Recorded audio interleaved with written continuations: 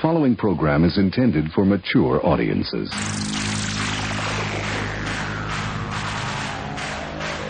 Hey, these uniforms are lame, man. The absolute worst!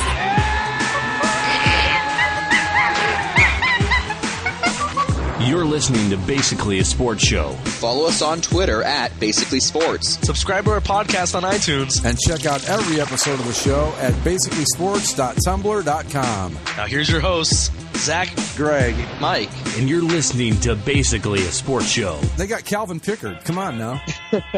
Yes, the expansion draft for the Vegas Golden Knights Of went Nevada. off smoothly, I guess. I don't know. Not really.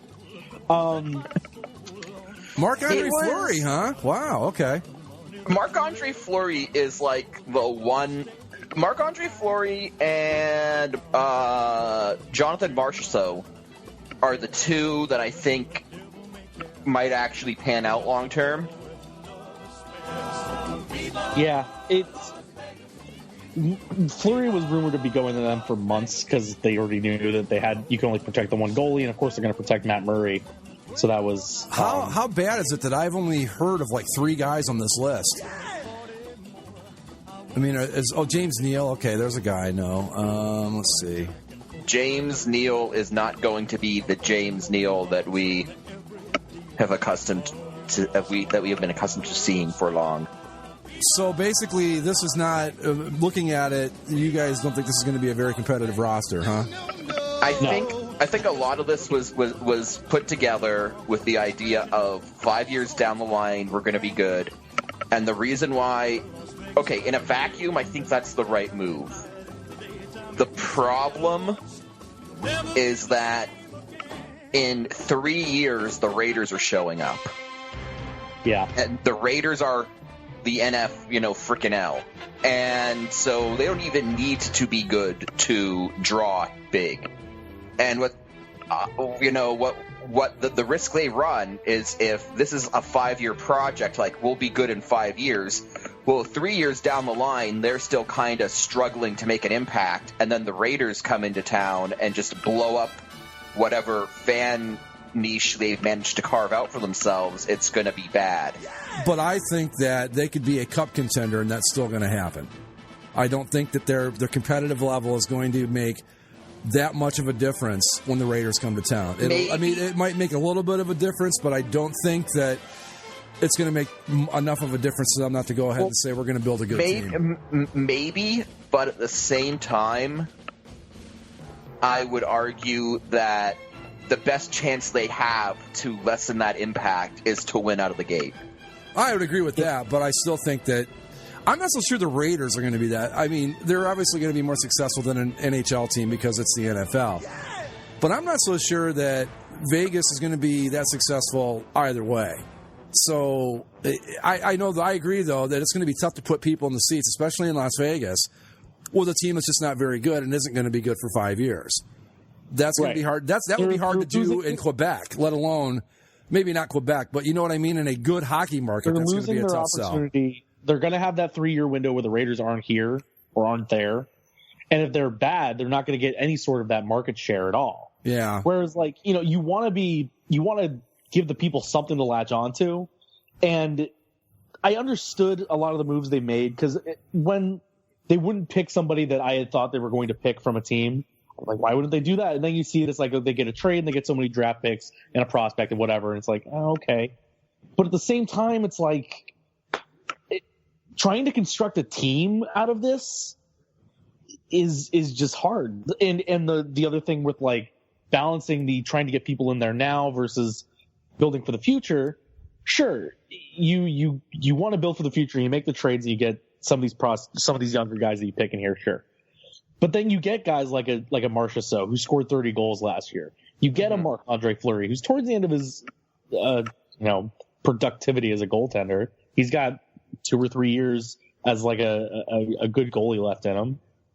You get a James Neal who you just play him and hope he does well and you trade him for more assets. But there's spots where they said, here's a guy that we're going to market to you. And here, this is a guy that we want to help us win right now.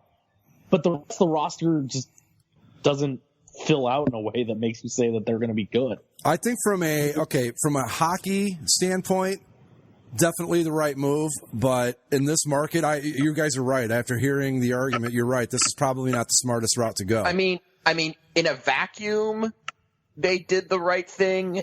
If there was, if the Raiders weren't going to show up, I think they kind of did the right thing. But given what we know is going to happen in the marketplace, I think their absolute best chance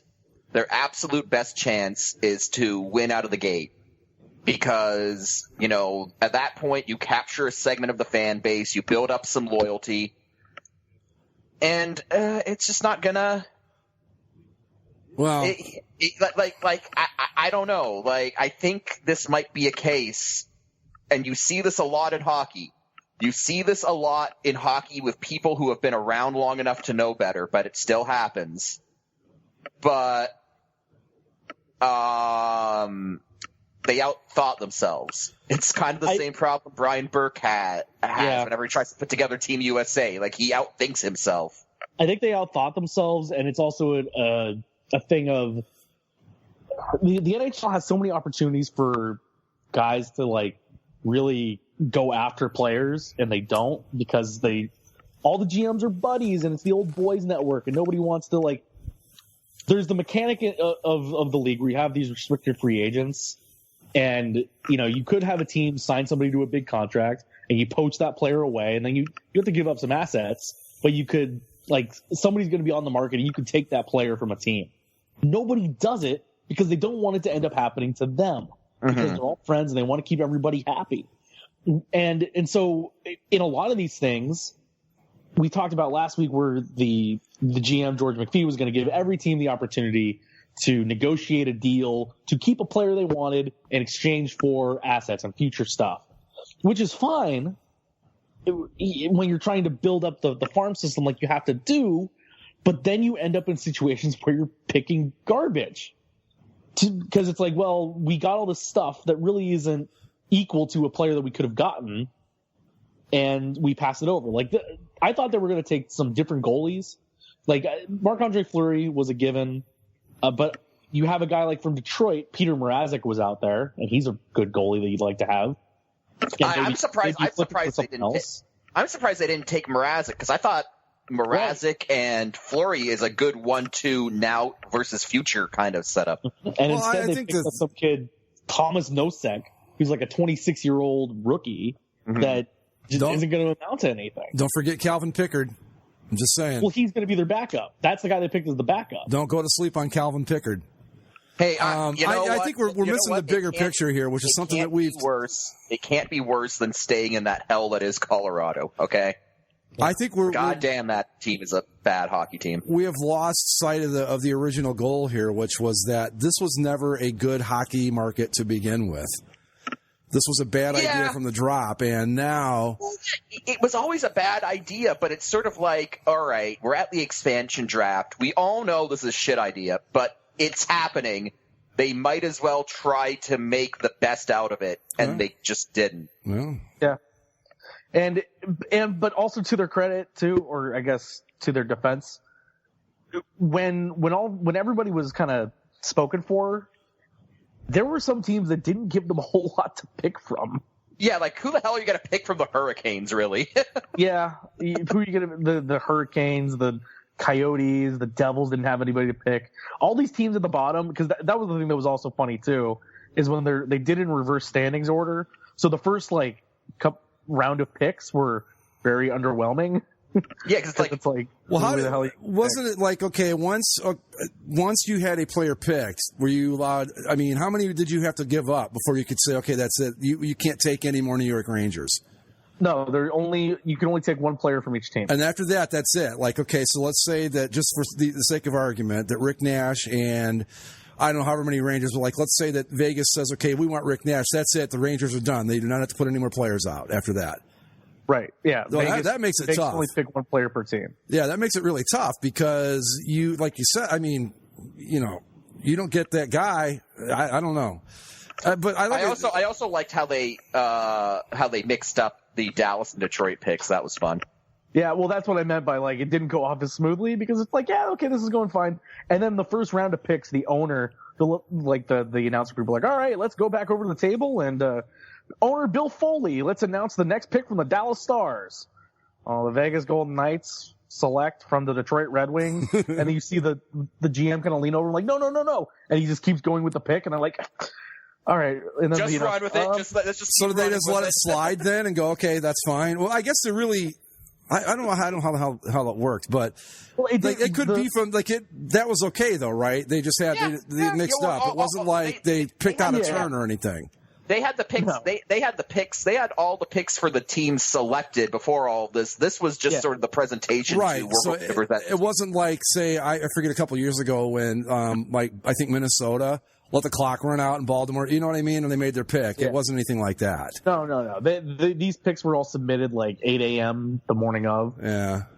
And then this was just for ceremonial purposes. But it's like, hey, can you pick somebody from the Dallas Stars, from the Detroit Red Wings? Like, I gotta say, I like the guy they took from the Ducks, Clayton Stoner. I mean, what a great fucking name that is. Yeah, well, he got picked because the Ducks were one of the teams that made a trade. Be like, here, take our young prospect so you don't pick two of our current defensemen that we couldn't protect. Who did they have up? I know you said you mentioned Sammy Vatanen last week as one of the guys that was out there. Who was the other one? Right, they traded Shea Theodore, who's a good young prospect, to Vegas so that they wouldn't select Josh Manson or Sammy Vatanen, and also to say, hey, Clayton Stoner's making $3 million that we don't want to pay him. Could you take this? And they're like, yeah, okay. I'm just saying, though, what a great name, Clayton Stoner. But Zach mentioned that there are players like James Neal and Marc-Andre Fleury who they're going to market. One of the players who I thought was a really strange one, like they played up, who was it? Derek Englund? Derek Englund, yeah. Vegas resident Derek Englund. Yeah, it's like, apparently this guy, like he has like his permanent residence is in Las Vegas. And so when they picked him from Calgary, they made a big deal. It's like, he's a Vegas resident and all He played for the Las Vegas Wranglers when he played in the ECHL. Mm-hmm. And I guess after that he just bought a house there and became a Vegas resident. Hey, I'm going to tell you that philosophy worked great for the Cleveland Browns. Picking local guys, so don't knock it. But it's like, for somebody like him who's barely a number 6 defenseman in this league anymore, for somebody to be like, oh, yeah, no, he's the guy I see buying groceries. It's like, no. Yeah. Like I said, it worked for the Browns. He's an odd, like... Yeah, he is barely at that number 6 defenseman spot. And on top of that, because he's not that good, is he really one of the guys you want to draw attention to? Like, I doubt they're going to build a marketing campaign around him. Although with this team, but he'll be the guy he'll be the guy that's out in the community during the summer. Yeah, there to be like. So he's going to be the guy they slap a T-shirt on to send to some like Habitat for Humanity thing. Where are they with season ticket sales? Does anybody know? They sold out their allotment. Oh, that's good. The sales and whatever. Yeah, I don't know. I guess it's just going to depend on what kind of fans are in Vegas. If they're just fly-by-night, front-running assholes, then yeah, this is going to be a real problem. But you never know.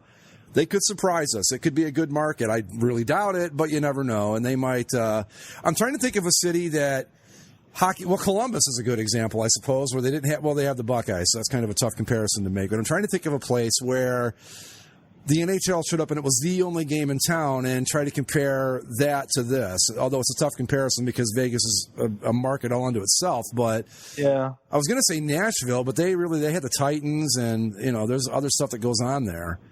I mean, the only comparison really is the Canadian cities, but that's you can't use that at all. I guess the Hurricanes. Yeah, that's actually a good one. That's probably a very good comparison. They're in Raleigh, whereas opposed to they're not in Charlotte, so it's kind of different.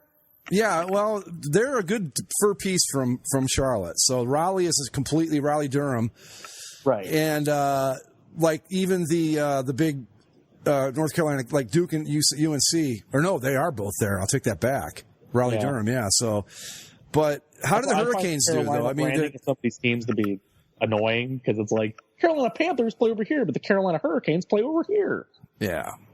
But how did they do early on? Plus, they were an established franchise too. That makes it even. Also, that's if you're looking at if you're looking to compare teams, like the Hurricanes are not doing so well financially or attendance wise, so that's maybe not the most. No, I'm just trying to look at it from a perspective of like, okay, a place where they had none of the big four sports.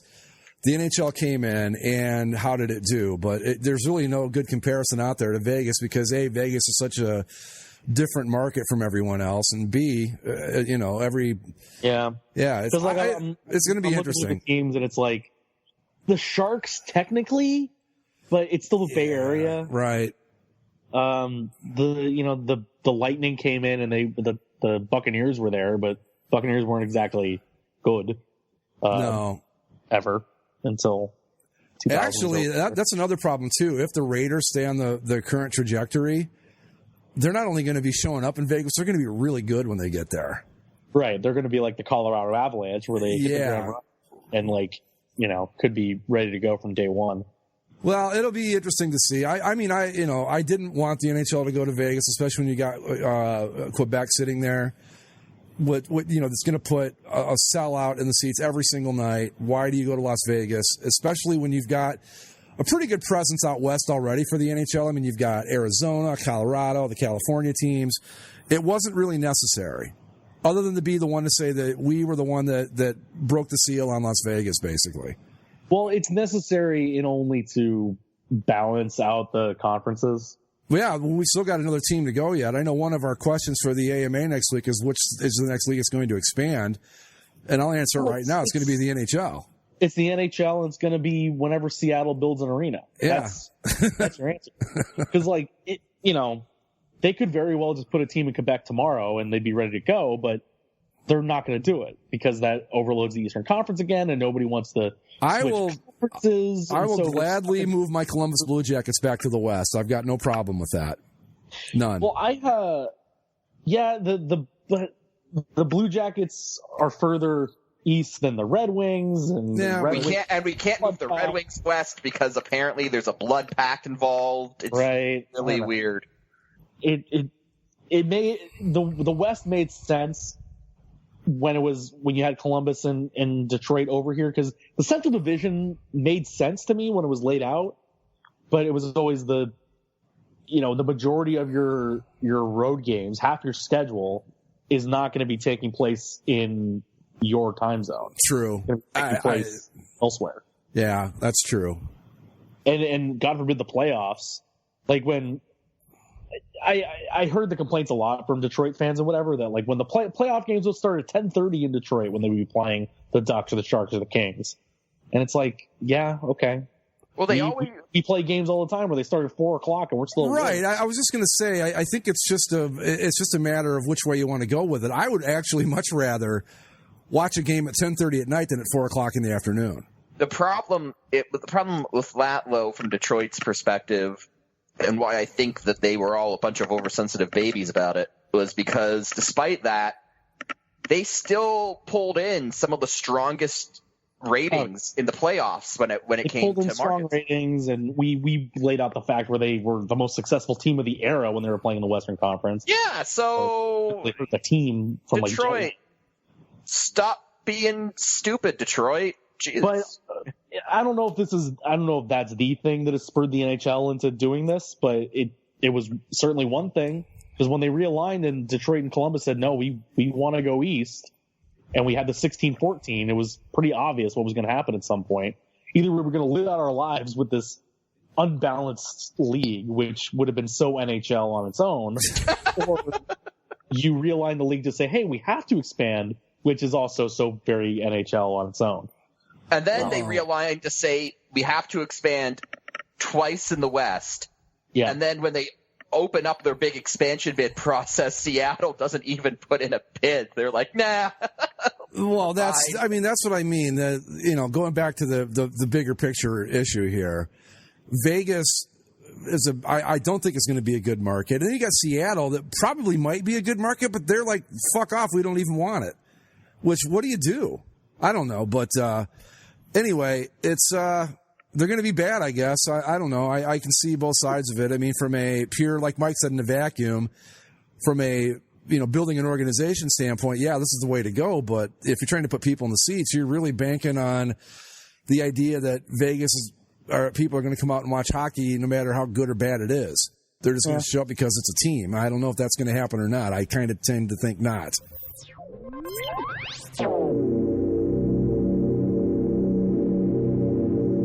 All right, we want to do a little of the uniforms here. Big, massive NHL redesign, I guess. Well, we had a couple that were pretty significant. Which, I mean, I'm kind of flabbergasted that this even needed to be a thing because, like, Adidas owns Reebok, so Adidas has actually been making the jerseys for years. You know, it's funny you bring that up because I thought about that when I was going through all of this, and I don't get, other than the fact that it's just something that gets attention, obviously. Mm-hmm. But you're right. Why even change it at all? Because, I mean, are they using different manufacturing plants? I mean, is there a difference at all? No. So why? Different split. Some different fabrics. Right, but they could have done that under the Reebok banner just as easily. I guess my point is, why make a big deal out of... It'd be like, okay, Walmart is doing all the jerseys, and now Sam's Club's taking over. Well, they're the same company, you know? Well, yes and no. It's weird because, like, they're owned by each... Adidas owns Reebok, but they operate separately still, for the most part. Oh, I didn't know that. Yeah, well, I mean, that's how it always worked with, like, when it came to the jersey branding and stuff, because Adidas hockey was its own separate thing. They did college hockey and they did some international stuff, but they didn't touch the NHL or any of the professional leagues. Okay. And then when Adidas bought Reebok, and then they slowly were transferring Reebok over to be more of a fitness brand. Now Reebok's now CrossFit. Reebok is now CrossFit and MMA. It's really weird. Right. But when they were doing the actual negotiating of the contracts, it wasn't just, Adidas is now taking over. They had to sign a new contract with Adidas to take over the uniform producing. So even though they are essentially owned by the same company, they are that separate that it had to be a different contract in the whole bit. That's interesting. Yeah. I think because they're both big enough brands. Yeah. I personally like Adidas better than Reebok. Just me, though. I think it's just because their insistence of throwing the 3 stripes on everything. I say that as I'm wearing a pair of Adidas sweatpants, or not sweatpants, but like track pants. In terms of hockey, like, I kind of take the opinion expressed by Brass in the CCSLC thread about this, where it's like, every bad thing I ever said about you, I take back, Reebok. Please come back. Yeah, I think the thing that we can see on all these, and probably the point to start off from when it comes to changing over, the template is 2 things. The template is this stupid mesh garbage on the shoulders, and they're using the perforated numbers to, like, increase their speed by 22% and all that. The Sharks, executives must have been just salivating during the Sharks actually didn't say anything about it, but the Tampa Bay put out a graphic where it's like 17% less sweat viscosity or something. I was going to say, if you're upping the speed by 22%, that game becomes dangerous. If you make everybody 22% faster, I don't know if it's 22% speed, but it's like, it doesn't retain the water or breathes better. Or stuff. That's the first game of next season starts, and everyone just, is riddled with career-threatening injuries by the end of game 1. I mean, how awesome would that be if they could actually do that? Everybody's 22% faster. It would be like, but everyone's just like, everyone's crashing into boards because they're not stopping in time. Well, they'd have to adjust to their new superpowers, right? It wouldn't be just like, hey, I can skate 22% faster. Everything's still the same. It would be funny. But we brought it up. But the first time that any of these apparel companies rolled out, new speed increasing fabrics was for the 2006 Olympics. Yeah. The 2006 Winter Olympics. Nike Swift. Yeah, where Nike rolled out the Nike Swift uniforms for everyone, but Sweden kept the old uniforms, and they won the gold medal that year. And so I've been waiting.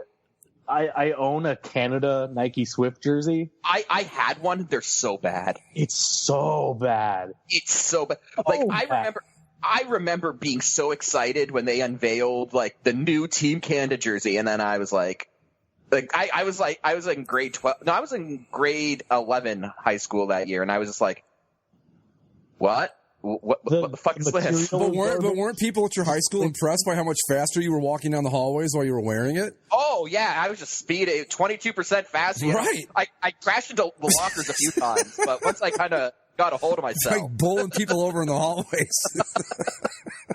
It was pretty bad. But the thing that's the most noticeable on these jerseys, of course, and just ruins the whole damn thing, are these motherfucking collars. Oh yeah, they are bad. I cannot stand these things. These collars are so bad. Like you take a look at all of the uniforms that were unveiled, and even the teams that didn't change downgraded because the collars are just that bad. I don't understand why you had to go this route with the collars. What's the okay? I'm sure they've got some sort of stupid bullshit reasoning behind it, but what is it? Because it's ugly. Who looked at that and said, "Yeah, this is better"? It's just part of the template. It's just the way it's designed. I'm sorry, and instead of adjusting the designs properly and just like moving a regular collar onto a hockey jersey, they did it's like what the NFL did with Nike when it came over. Instead of retaining a regular collar, that extra strip of fabric, half of these things have morphed into toilet seat covers. Where it just like it goes halfway around and it stops for no reason. And they've ruined some classic looks. Like I'm looking at Montreal's jersey right now. Nothing changed. But that collar just looks terrible. The worst of all these lace-up ones is the Rangers one when it comes to like a classic lace-up. The Rangers one is bad because you just have that weird pentagon of red for no reason. The laces are like 2 inches lower than they would be, and there's no getting around it anymore. These serve like they haven't served a purpose in a long time. Yeah, but these serve absolutely no purpose. They aren't even pretending that these things are supposed to serve a purpose anymore. That is purely an aesthetic thing. That because you can't. What are you going to do with that? You can't tie it. It's already. Oh, geez. Like you could pull it, but it's not going to tighten up the collar or anything. The last time these served any functional purpose was during the CCM Coho era. Because at least then you could still technically tie the collar tighter. Right. But these are just like. Those are legitimately just tacked onto the front of the jersey. Yeah, absolutely. Yeah, like again, looking at teams that didn't change. Technically, Canadians didn't change. Technically, the Maple Leafs didn't change. But the Maple Leafs look so much worse because they have this new stupid toilet seat collar. Mm-hmm. Yeah, well, that's what you got to do, though. I mean, it was just like with the NFL. In order to, we've got to look past the collars to look at the rest of it. But yeah, I just don't understand. Other than the sake of change for the sake of change. I don't know why you would do this, other than just because you want it to be different than what Reebok did. That's the only reason for it. Another one that looks bad, and this is sort of like the New York Rangers style problem, is actually Winnipeg, because you have this weird wedge of gray that's just there for no reason. Yep. Yeah, some teams did a better job about incorporating it than others. Like if you did it in a completely solid color like Vancouver's, doesn't look bad, I don't think. Ottawa's collar doesn't look bad. The rest of the jersey looks like crap. Fine. The Sharks are kind of okay. But then you have some of these, like, I'm looking at the Kings in particular, where it's like, it's black. And so not only does the little black wedge cut off the piping from the arms, but then you have the gray or white around the back. That looks like nothing. It's an absolutely nothing feature, and it looks like shit. It looks like garbage. Yep. Yeah. Also, something that I've seen a few people mention, but not as much as I thought they would. But because of the way these jerseys are cut, the alternate logos are really high up. Yeah. More so than they used to be. Right, because the sleeves are like they're cut off like right at the shoulder, and then they add the extra like sliver of fabric to give it like that movability. Mm-hmm. And so to avoid putting these things on seams, the shoulder logos are no longer on like the outside of the shoulders; they're on top of the shoulders. Yeah, and they're weird. and that isn't so much enraging as much as it is baffling, because teams have been putting alternate logos on their shoulders since at least the 60s, when the Blackhawks introduced the Tomahawk C logo. So since the 60s, everyone's pretty much figured out how to put a shoulder logo on a hockey jersey. But then Adidas comes by and it's like, oh, no, we can't figure it out, guys. It's just too much for us. Yeah. But yeah, so though that's easily the worst part about it, and the thing that stands out the most, and you can't get around it. But setting that aside, I'm standing outside of Reebok's house right now with the boombox above my head. Because they'd figured out, like, when the original Edge came out, they had some of those weird collars too. Mm-hmm. But over time they figured out, and they found a way to get a regular ass hockey collar into that template. It took them a while, but they managed it. Like, yes, it was still a little weird because you had the V, and then you still had the NHL shield inside the V with another thing of fabric. But it still looked like a hockey jersey. You can make it out as such, but these collars are awful. But let's go with the new stuff. Let's start with the brand new Vegas Golden Knights of Nevada. I like the jerseys. I know that they're very divisive, but as I've stared at them a little bit longer, I do like them. I like the gold embroidery. I like the little flare of red. I wish there was a little bit of red on the logo now, as I see it in practical effect. And I like the alternate logo a hell of a lot. And I just think I like the uniform package as it is. I like them too. I dare say that I'm gonna pick. I will probably pick one up next time I'm able to get out to Vegas. I'll probably pick one up. It's just a really nice looking jersey. Well, I guess we're not going to have a unanimous opinion on this. I don't like the home jerseys at all. I think they're just dull.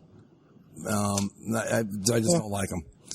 Well, do you hear the story about the home jerseys and the other thing we're going to get with them? What's that? The home jerseys, when they were displayed on the mannequins where they had the full uniforms. Oh, yeah. The home jerseys are sporting white gloves. Oh, yeah, I knew about that. And do you know why that they're doing it like that? And why the home jersey looks like that? No. West Point Cadets. Oh, well, of course. West Point Cadets have the gray uniforms with the white gloves. Well, fucking Bill, he thinks his team is the Army, doesn't he? It's beginning to look that way. I don't know. I mean, I don't know I'm convinced that bullshit Spartan locker room is the real deal because he's like, Army strong. But like on the, I don't like the grandma's curtains gold on the sleeves. I like the gold I like them. I mean, they're not terrible, but I'm disappointed. I just, the gray just doesn't do it for me. They're okay. Don't get me wrong. I don't hate them. But I don't think that they're like everyone's like, oh my, these are great. I'm like, yeah, I don't see it. They're okay. I don't think they're great, but I like them. Like they could have been a hell of a lot worse. Is really my thought process too. Oh yeah, that's one way to look at it, I suppose. To me, the worst thing about their identity so far is the white gloves at home because Bill Foley said, get the fuck over yourself. Well, here's the thing with that too. They were on the mannequin, but I've heard conflicting reports saying that like, no, they're for sure going to use the white gloves. And I've read other places where, well, those are just for show. They're actually going to wear gold gloves when it comes down to it. But I don't know. But regardless about the gloves, I'm not buying gloves. Just as someone looking who likes hockey jerseys, this looks like a jersey I'd like to buy. So, although I did find it funny that when leaks were not leaks, but when the teasers were posted, people were like, "Oh, on the shoulders of the Golden Knights, is that a chainmail pattern?" And no, it's just the same mesh bullshit that Adidas put on everyone. Yeah, and the Golden Knights are one of the teams that are using those perforated numbers for speed. Oh, yeah. 22% faster. Mm-hmm. Yeah, I don't know. There they are with the white gloves. Whoo! There's a reason. There's a couple of reasons why nobody wears white gloves, but you know how many times they're going to have to replace those things during a season? Yeah. They get pretty dirty. They're going to have to replace them every game. The road jersey... I just want to say, what are the odds that the goal song will be the Army Fight song? Pretty good, I would guess. Somebody said, and I hope that they do this in some sort of non-cheesy way, that the goal horn's like a jackpot sound from a slot machine. I like the road jersey better. I think it looks a little better, but I find these underwhelming. I think when I did my review of them, I gave them like a C-. They're okay, but they're nothing I'd get terribly excited about.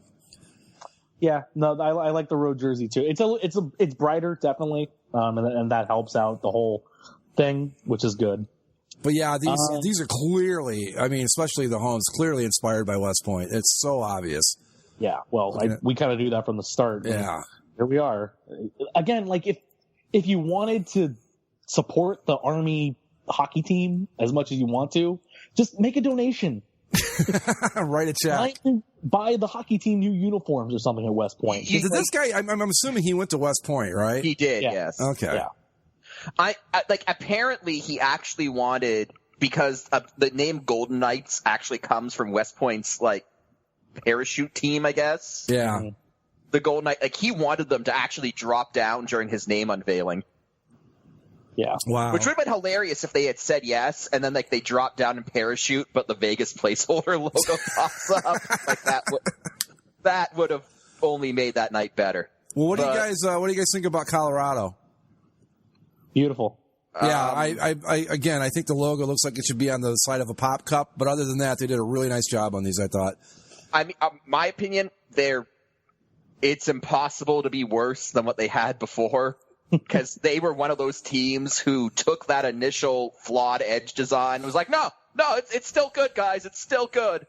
Yeah, 10 years they stuck with those stupid things. Yeah, and so this is definitely much better, but I never liked this logo, and the mountain stripe pattern is definitely cool, but I just don't like this logo, and I've never liked this logo. So I know you don't like the logo, but this look it's the Colorado Avalanche. Like that's what they're supposed to look like. I agree. I'm with Mike. I think the logo is idiotic, and it reminds me of a truck stop. But short of that, I mean, if they did the best they could with what they had to work with, is the way I look at it.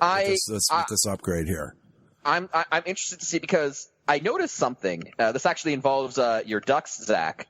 When the Ducks wore their inaugural season throwbacks a few seasons ago.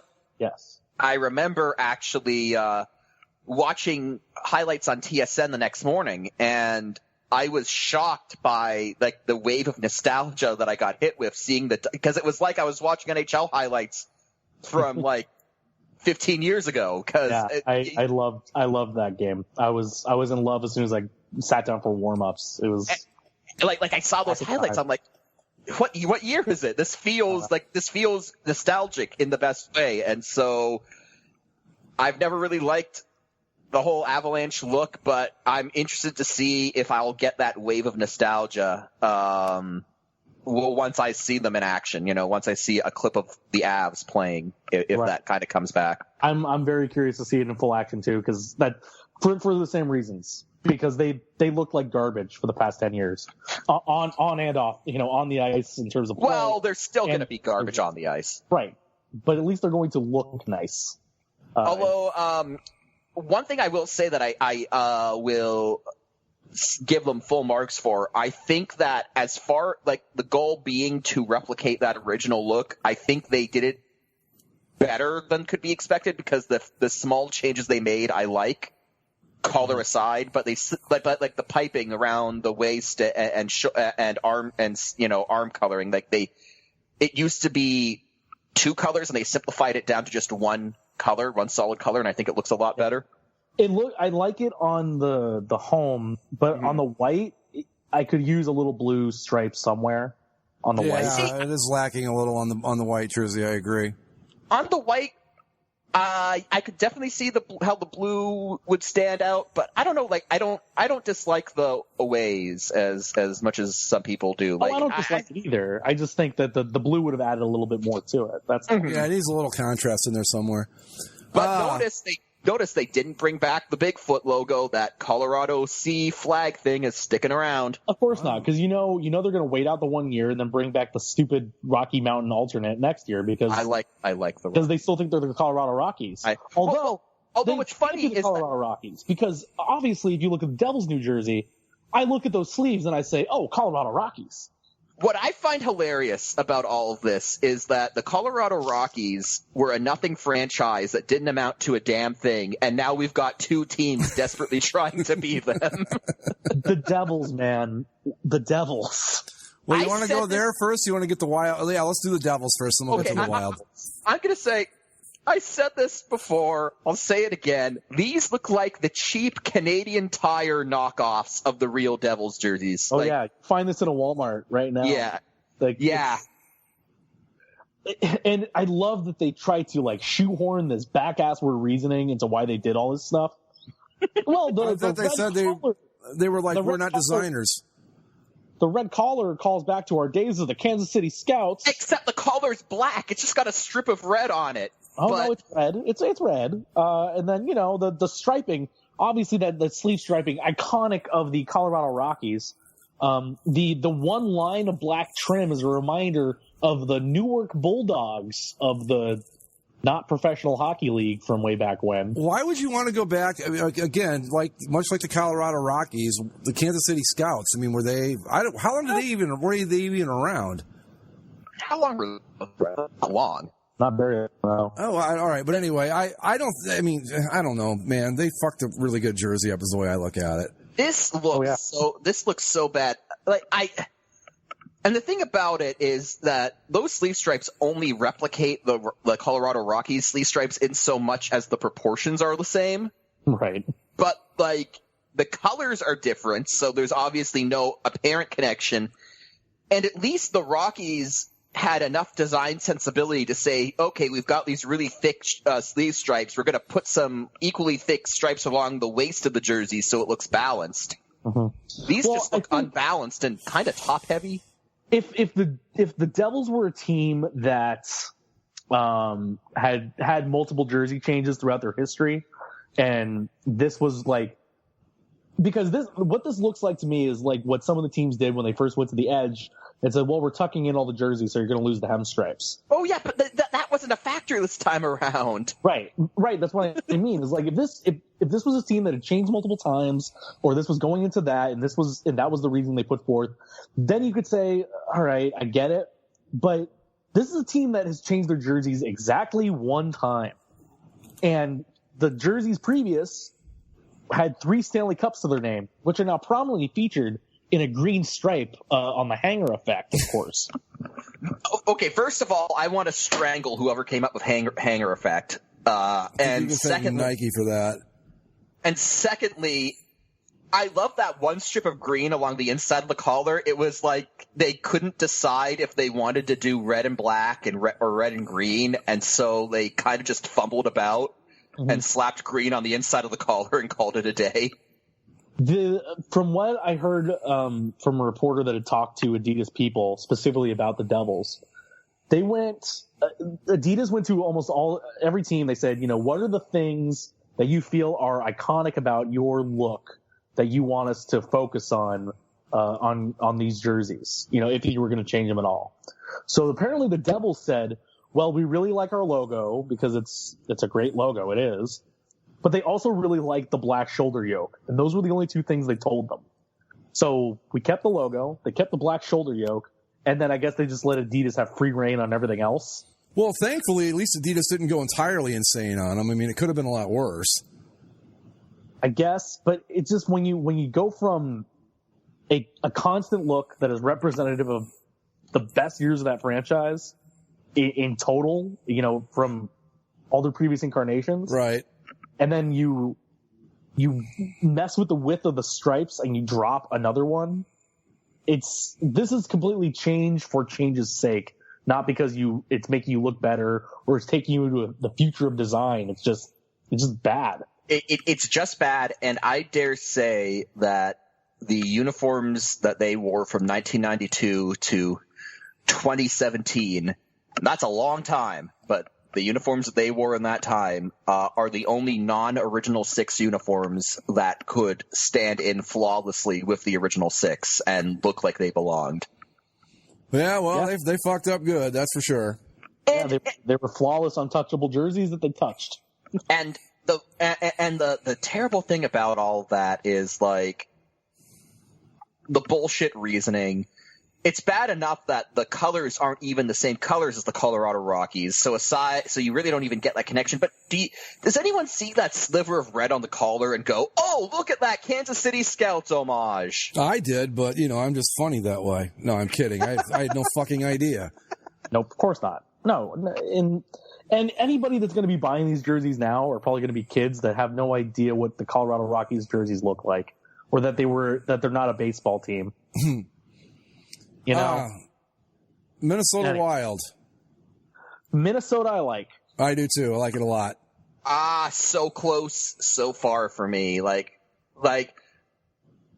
if they had carried the red stripe on the sleeves across the chest stripe, and if they had wrapped the chest stripe around, I think I would have liked them a lot. But they didn't. I like that the red stripe doesn't go across, because I think with the face of the wild beast there, that it would be too much red.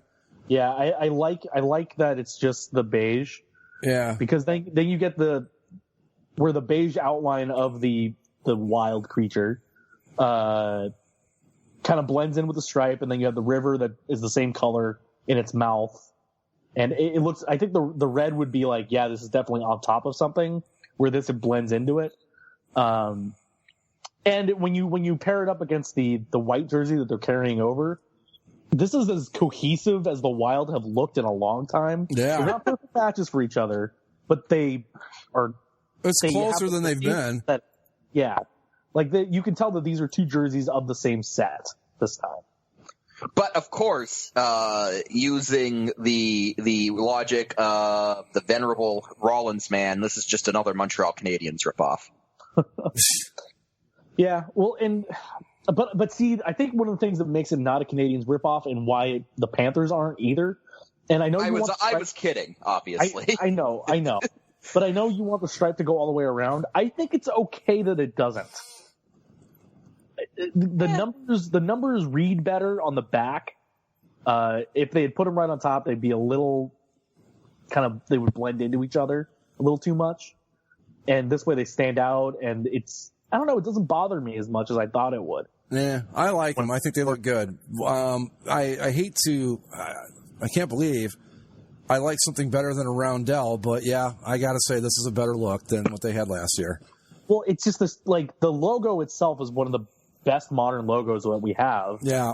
The fact that it was relegated inside a circle or on the alternate jersey, just not at all, was a shame, and this is great. The M logos on the shoulders, I can give her, they're fine. Yeah, I really like the look. I think they did a nice job with it. And like you said, Zach, they are as cohesive as I can remember. I don't remember them ever being this close to matching, but I haven't followed them that closely. So again, the red splotch on the collar is stupid, but we touched on that already. That's one where it really stands out to me. It's just like, ugh, there it is. Okay, let me see. Who else do we have here? Carolina. I thought Carolina did a nice job. Carolina did do a good job until they did a good job, but they tried to do a half measure with the warning flags. The hurricane flag stripe. Right. Yeah. I get it, and I like the additional black to that jersey. It makes it a hell of a lot better than the Red Wings Maple Leafs crossover that it was before. But if you're gonna do the hurricane flags, just do it. You don't like the sublimated look? No, because from 5 feet away, you can't even tell they're there. Yeah, but I think the only thing I don't like. Hold on 1 second. I had a bite of food in my mouth there. The one thing I don't like about them is I don't like the black going all the way down the sleeve.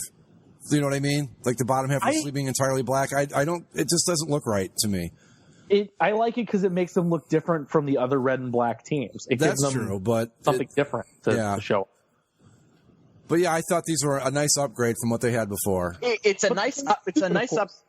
They fixed the home jersey, but they didn't touch the road jersey, which yeah, they're keeping their road jersey, yeah, like road the jersey. schmucks like the schmucks they are. That looks like. I mean, I'm not even gonna give it credit. Say it looks like a Walmart jersey. I think it looks like something that a rec league team would put together. It's like they redesigned the home jersey and was like, well, now that kind of looks closer to our road jersey. Let's just leave it as is.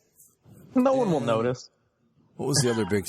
Nashville had a pretty. Oh, Nashville. Ugh. They look so boring.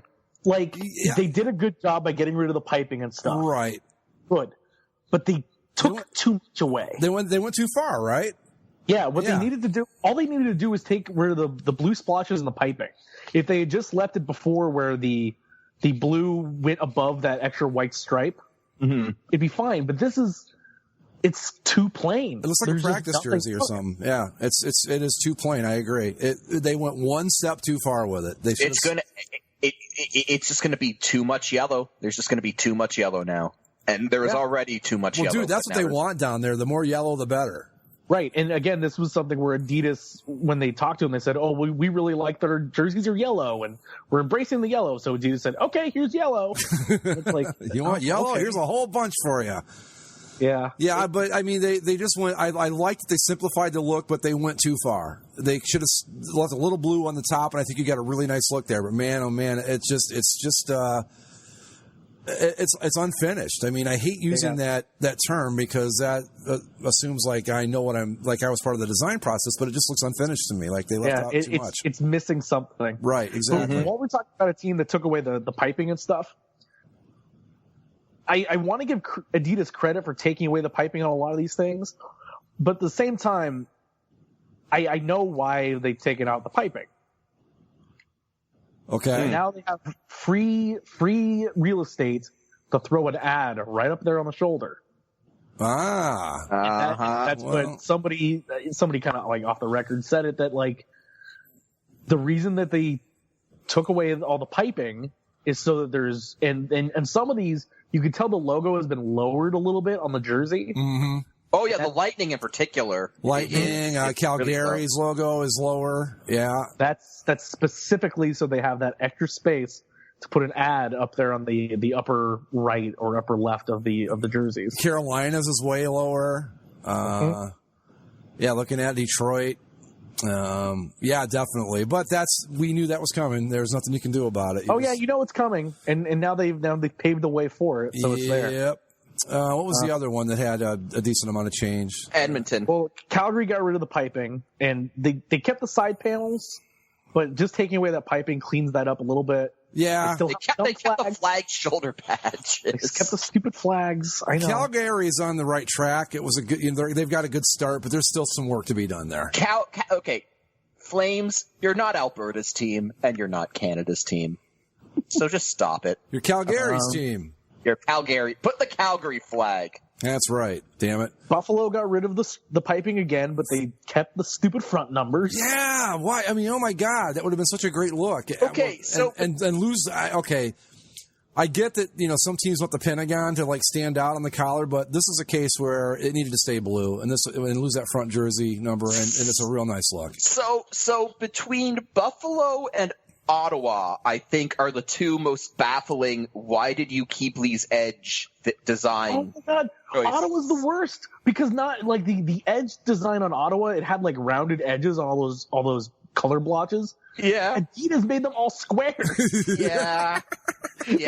Somehow they made the edge template. Well, because with the square edge now and 22% more speed, those things become lethal weapons. That rounded splotch wasn't going to do anything, but with that sharp edge on it, you can hurt somebody. I don't know what the fuck they were thinking. Like of the things that changed, and the things that didn't, the thing that is the most baffling to me is that Ottawa one. Like, you literally said, "No, we like our edge jerseys. Please keep these." Well. Like. You know what? That's so perfect for the Senators. Your stupid fucking team. Just yeah. I just don't get it because this is what they're having a 25th anniversary season. Yeah. They have like they've been pushing the O branding for so long. It's like, this was the perfect opportunity to fix it, and you did nothing. Yeah. This, why? Let me throw a theory out. Again, the thing that baffles me the most is the fact that not only did they transfer it over, it's just that they flattened all the lines out. And so now they have this white rectangle on the middle of their arm for no reason. For speed and lethalness. Go ahead, Mike. What were you going to say? Like, at this point, why even have new jerseys? Why not just continue to wear your old ones? Well, I have a theory on this, actually. Okay? I think what we're going to see happen is after this year, when the alts come back in 2 years, they're going to move. This is going to become an alt. They're going to make the O the primary look, and that's why they stuck with these. I could be wrong, but I think that's certainly a possibility. I don't know. I mean, there are teams that didn't change. We know that they're not changing until next year, like the Ducks. The Ducks are supposedly changing to an orange jersey next year. And so there was a lot of people that were complaining, like, oh, why didn't the Ducks do anything? And it's like, well, because they said they were going to change next year. But if everybody's going to change, again, it is a good question. Why didn't you just do it now? Yeah. Other than that, the Sharks finally added the new shoulder patch to their shoulder. Which looks bad. It doesn't – they look like the logo on the chest and the logo on the shoulders look like they're from two separate logo packages. Yep. Mm-hmm. Like they're similar but different. The one shark on the front is plenty. I think we get it. We get that you're the Sharks. You don't need to have two more. I don't know. Just put the Finn logo on your shoulder. And just put some freaking waist stripes on your stupid jerseys, Sharks. Well, then you lose your 22% advantage, Mike. That slows them right back down to normal speed again, and they're going to get just ran over left and right if that happens. The Blues changed from yellow numbers to white numbers, and that's a downgrade. That's a downgrade. Another downgrade is the Bruins dropping their yellow socks. Bruins dropping their yellow socks is bad. Yeah. I did like what they did with the numbers, though. Yeah, the numbers are fine. I don't have a problem with the numbers at all. But when I saw that mannequin in the Bruins home uniform with those black socks, it just doesn't look right. Like I had a bit of a stroke. Normally, like you would think, just looking at the basic composition of their jerseys, in total, you'd say, "Oh yeah, black socks. That's what's supposed to work with a black jersey and black pants, black socks." It doesn't. They need that gold there. It was absolutely. Yeah. So that was like, but because the Bruins, they're an 06 team, but they've evolved their look over the years and they've tweaked it a lot. But they've always kept the same basic black jersey, yellow socks setup, and now it's just going to look weird and off-putting, and I don't like it. Let's see. The Blues also added the hanger effect of the St. Louis flag. Well, at least it's the St. Louis flag, and they didn't put like an American flag and claim to be like America's hockey team. Well, no, it would be a Blues Live Matter flag, of course. Oh, God. You know what? Hello. I guess we should count ourselves lucky it wasn't a Bosnian flag. Your Blue Jackets, Greg. They have the new fonts. I'm gonna have to see that in action. I'm thinking about it in theory, and I don't know. I'm not crazy about this idea. To me, anything is better than the copper plate. Like, yeah, you're probably right there. Like their old font was literally something you pulled up on MS Word. Right. We'll see. Edmonton. And anything about Edmonton's? Well, we kind of knew what wasn't going to happen here.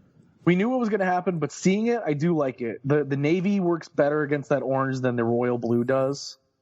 See, I disagree. I got to go. I think the royal blue made it pop a whole lot more. It just seemed too bright, and now it's the orange is clearly the main focus, and the navy blue kind of balances it better for me. There's a pic floating out of like someone in the old orange alternate standing next to someone in the new orange jersey, and seeing them side by side, it just seems like everything that was unique about that old orange throwback they stripped away. Like the striping pattern was just changed to the standard Oilers striping pattern. The blue and the royal blue and the orange, which was a unique color combination for the orange as the primary color, got the royal blue got stripped away from that. And this is not something that's exclusive to the Flames because everyone got a crappy collar, but I'm in the minority in that I really liked that old Oilers collar on throwbacks. Yeah. See, I think, Mike, I think we talked about it on one of the shows where Zach was on assignment, but that at first we weren't crazy about the orange jerseys, but after seeing them in action a little bit, I loved how bright and just, they just hit you right in the mouth, the whole color combination. And I think the navy blue kind of takes a lot of that away, unfortunately. I still like it, but I like the throwback better. I agree. Yeah, it's fine, but I think it's a downgrade to what they could have had. Oh, another team that I wanted to talk about, even though they didn't change anything. This would have been the perfect opportunity, LA, to fix your goddamn jerseys, and you didn't. Yeah. You mean lose the home plate? No, not the home plate. Like, okay, if that's going to be their logo, whatever. But the Kings, it shouldn't be, but yeah, that's what they're going with. But the Kings have, for the longest time, had waist stripes on their roads, but none on their home.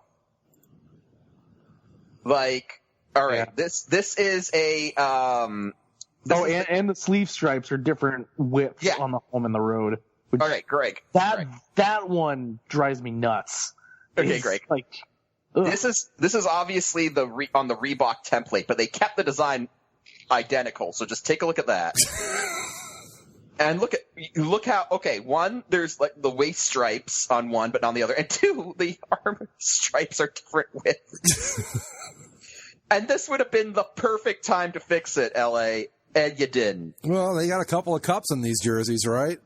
Yeah, but that's such a small change. I agree. I don't know, man. I mean, if you ask me, that whole fucking identity needs to be just overdone or overthrown. Overthrown, I guess, would be a perfect word to use for the Kings. But yeah, it needs to be something. Yeah, it needs to be redone. I think the color scheme. They need to focus on the crown logo that's in that logo. Like, if these jerseys have crown on the front, they'd like. God, even go back to the old Gretzky Chevalier era Kings. Anything, but the home plate thing is just. I mean, I love the Gretzky era Kings look. Like I that's my all time favorite LA. Jersey. So I mean, a couple of different stripes and stuff. It's like shit, man. That's small compared to the overall problems with this whole look. But whatever. Can we talk about how this new jersey system's name is stupid? ADIZERO. ADIZERO. ADIZERO. I don't get it.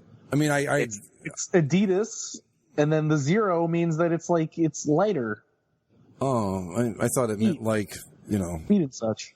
I don't know if you ever want to use zero, even in the most positive aspect. I don't know if it's the best idea to use it as part of your advertising campaign. Oh, and another team that inexplicably carried an edge design over. What the hell, Washington? Oh yeah, right. The piping that goes from the collar down to the arms, because of the way this new template is, like on the Reebok one, the piping was a little bit lower on the collar, so it seemed a little bit more. Or was it higher? I forget. It looked more natural. It was higher. Yeah. Yeah. It looked a little bit more natural to the curve of the shoulders and on down. And now that they've flattened it out on the chest and tried to make it like a regular.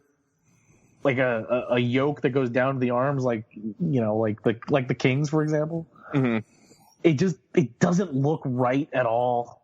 It screws up the whole lines and edges of that uniform. Just doesn't look right. And is a look that is associated with annually getting bumped from the second round of the playoffs really something you want to preserve going forward? I guess so. They've won a lot of President's trophies in those uniforms. Congratulations, you're stuck with TJ Oshie for 8 more years, so...